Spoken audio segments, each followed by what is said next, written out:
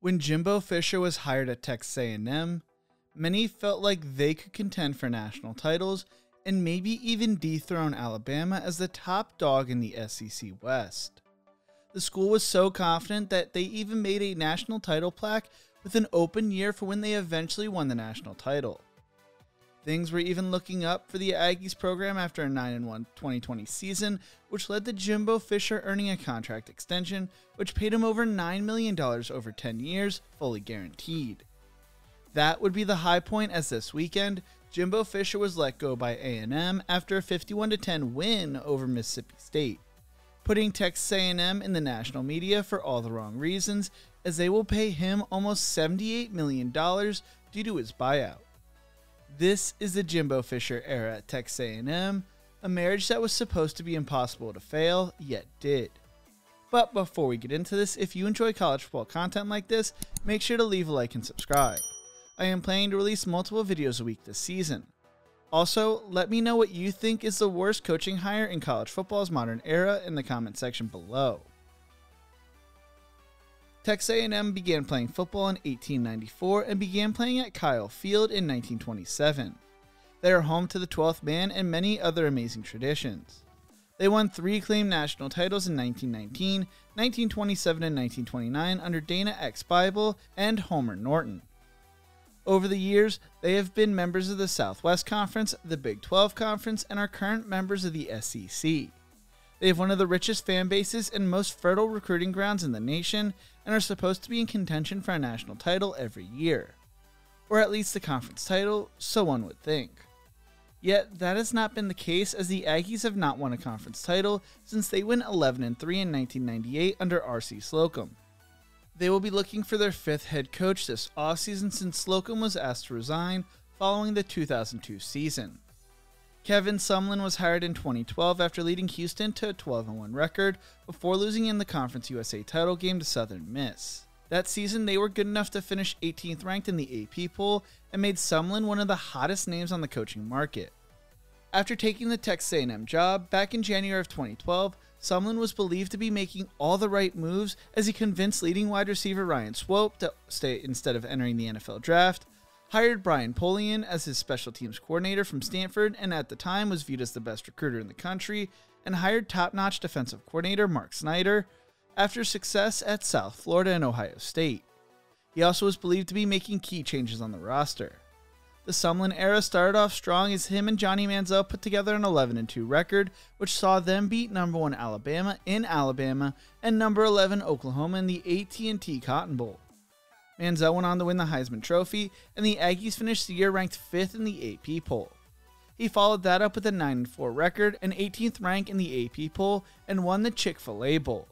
He'd be given a contract extension which gave him a buyout of over $20 million, and that was when things fell apart. 3 straight 8-5 seasons and a 7-5 regular season in 2017 led to Sumlin being fired, compiling a 51-26 record. He received a $10.4 million buyout, and Texas A&M turned to Jimbo Fisher. Jimbo Fisher grew up in West Virginia and played at Stanford University before starting his coaching career there. He had started his career at Sumlin University, where he was coached by Terry Bowden and was named the Division III National Player of the Year, and transferred to Stanford, where Bowden had taken the head coaching job, and together they broke a handful of school records. Fisher followed Bowden to Auburn, serving as his quarterback coach for 5 years, where he coached guys like Patrick Nix. After Bowden's midseason resignation in 1998, Fisher left to go become the offensive coordinator at Cincinnati before leaving for the same job at LSU, where he served for both Nick Saban and Les Miles from 2000 to 2006.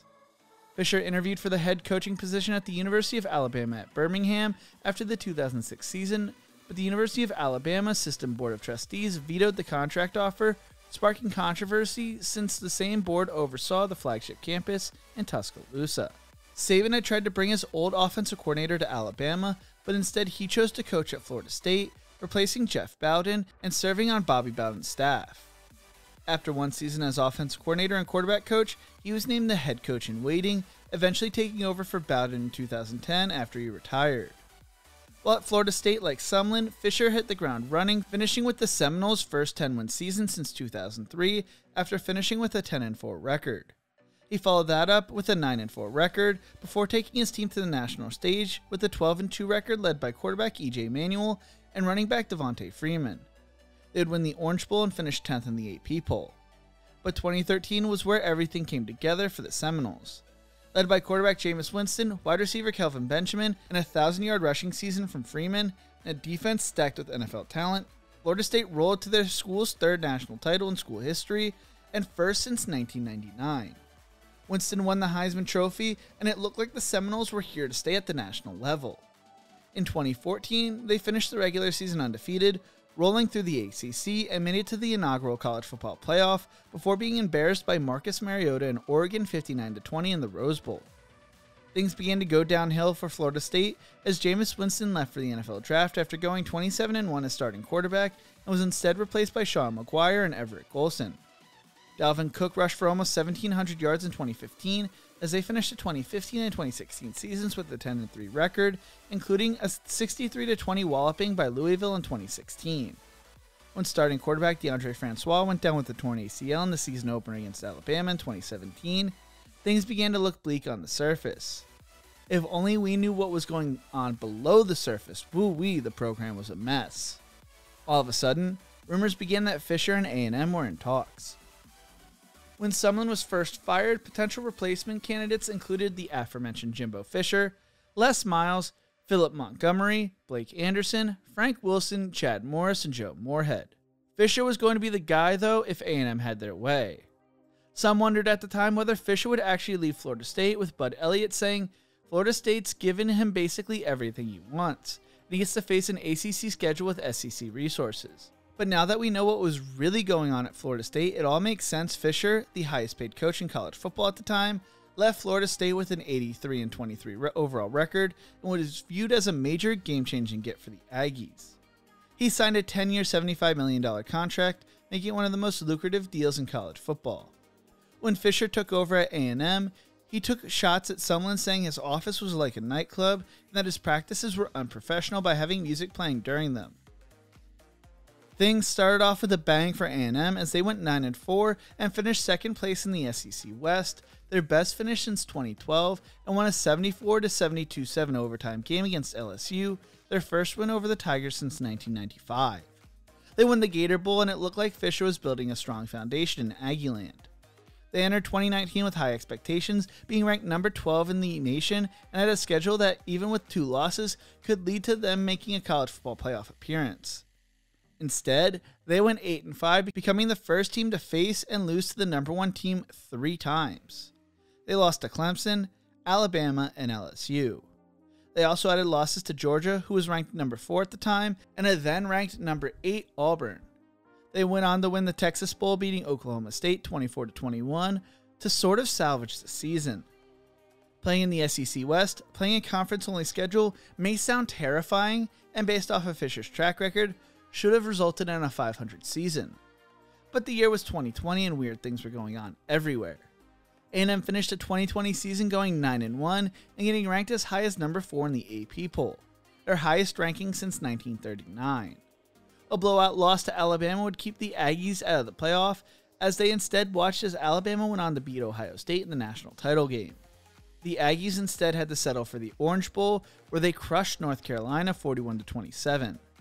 While they had not reached the college football playoffs or even sniffed the national championship or conference title, things seemed to be coming together. Toss in the number 8 recruiting class, and things only looked like they were going to go up. Everybody in the SEC West was supposed to be shaking in their boots at this point. Fisher would be given the aforementioned massive contract extension mentioned at the beginning of this video, and A&M fans were ready to make a run at the national title. Fisher now had his recruits and his guys going into year 4. They entered the 2021 season ranked number 6 in the preseason rankings and started off 3-0 before losing starting quarterback Haynes King to an injury. No worries, Jimbo Fisher at the time was known as a quarterback guru. His second string guy would be Zach Calzada, who struggled, and the Aggies dropped games to the number 16 Arkansas and unranked Mississippi State. Then they would do the unthinkable and upset number 1 ranked Alabama at home with a game-winning field goal. Fisher became the first former coach of Nick Saban to defeat him, shattering Saban's then perfect 24-0 record. They beat Missouri, South Carolina, and number 13 Auburn. They just needed to win out and have Alabama lose one more game, and they would be playing for the SEC title. That was until they dropped 2 straight to Ole Miss and to LSU to end the 2021 season. What made the loss to LSU even worse was the roster was in disarray, and they were firing their head coach at the time. They were invited to play in the Gator Bowl, but due to COVID-19 issues, were forced to opt out. Once again, a promising season with high expectations ended with an 8-4 record. Though they would make headlines with the #1 recruiting class of all time for the 2022 cycle, which included 8 5-stars and headlined by Walter Nolan and Connor Weigman. Though Fischer would find himself in headlines for all the wrong reasons, getting in a fight with a guy named Sliced Bread as well as Nick Saban. Point blank. This is point blank because here's my problem. There is no $30 million fund. There is no $5 million. There is no $10 million. This is garbage, okay? And it pisses me off. That people, and here it comes from a site called Bro Bible by a guy named Sliced Bread. Then everybody runs with it. So it's written on the internet as gospel. That we have to do this, it's really despicable. It's despicable that somebody can say things about somebody and an organization. More importantly, 17-year-old kids. You're taking shots at 17-year-old kids and their families. That they broke state laws. That they're all money. We bought every player on this group. We never bought anybody. No rules were broken. Nothing was done wrong. It was all and the way we do things, the ethics in which we do things. And these families, it's despicable that a reputable head coach could come out and say this when he doesn't get his way or things don't go his way. The narcissist in him doesn't allow those things to happen, and it's ridiculous. Though winning solves everything, and with the roster Fisher had constructed, all the off-the-field distractions would go away, right? Right? The Aggies entered the 2022 season with extremely high expectations and the #6 ranking in the preseason polls. Jimbo Fisher was now in year 5, and everything was supposed to come together. A&M lost 6 of their first 9 games, including a paid game to App State at Kyle Field. They had their first 6-game losing streak since 1972 and finished the season 5-7, though they did upset #5 LSU in the season finale. Texas A&M was supposed to have a bounce-back year this season, and hot seat talks, well, heated up for Jimbo Fisher. Many felt he would be safe this season with an almost $78 million buyout and a projection to start the season 6-0 and finish with a 9-3 record, which would have been good enough for 3rd in the SEC. They entered the season ranked 23rd in the preseason polls, and there was some hope around the squad. Fisher brought in controversial Bobby Petrino as offensive coordinator, giving up play calling duties as well. A&M started the season off 4-1 with an embarrassing loss to Miami before losing back-to-back games to Alabama and Tennessee. They beat South Carolina to rebound before a tough loss to #11 Ole Miss and won this past weekend 51-10 over Mississippi State. Then, the bombshell came. With a 6-4 record, Jimbo Fisher was let go by Texas A&M. That momentum that was talked about by athletic director Ross Bjork was long gone, and the excitement was gone. Since the program hit its 2020 peak and the extension was signed, Texas A&M is 19-15 overall, 10-13 against SEC competition, and 12-14 against Power 5 opponents. Since 2021, the Aggies are 4-10 in games decided by 8 points or less, and have lost 7 such games in a row. Texas A&M hasn't won a true road game since October 16, 2021, a skid in 9 straight losses. The buyout has Fisher getting paid 25% of the lump sum within the next 60 days, followed by equal payments 120 days later through December 31st, 2031. The first, due within 60 days of the contract termination, would be for $19.3 million. The second, due within 120 days of termination, would be the first of 8 annual payments for the rest of the contract of $7.2 million. This almost quadruples the highest buyout of all time, that being Gus Malzahn in Auburn a few years back at $21.4 million. The donors, according to Bjork on Sunday, will not be flipping the bill. While Fisher recruited at a high level, backed by what is believed to be an extremely strong NIL fund due to oil money, there was no real development of talent. According to 24/7 Sports Talent Composite, Texas A&M was ranked 4th in the country in the 24/7 Sports Team Talent Composite. The only team with more talent than the Aggies, Alabama, Georgia, and Ohio State. Those 3 teams are combined at 29-1 this season. Fisher's overcomplicated offensive system was not working, and when simplified, they saw it thrive, i.e. the Mississippi State game with the 3rd-string quarterback this past weekend. There were so many off-the-field issues, with there being a lack of discipline throughout the locker room. Suspensions were common, none more glaring than the locker room incident at South Carolina that led to the suspension of 4 freshmen for the rest of the season, which all 4 would transfer out at the end of the 2022 season. The same type of dysfunction that was linked to him back at Florida State. They also never used the transfer portal to the fullest extent. The guy known for developing quarterbacks never developed a top-notch quarterback. And Jimbo just could not stay out of his own way due to his ego and stubbornness. Now they will be looking for a new head coach, and players are allowed to enter the transfer portal, which could destroy the roster. Will A&M hit on the next guy, and can they hold on to their talented roster? Only time will tell. What we do know is the Aggies gave Fischer everything he asked for: a massive contract, facility upgrades, NIL funds, and a large coaching staff salary pool. In turn, Fischer accumulated the talent that could win a title. But instead of contending for championships, the Aggies were working on being the best 8-4 team in the country year in and year out.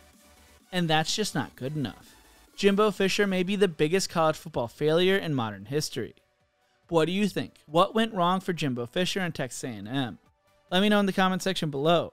If you enjoyed this video, make sure to check out one of my other videos YouTube thinks you will love right here. Don't forget to leave a like and subscribe for more college football content. Thank you so much for watching, and as always, remember to embrace the grind.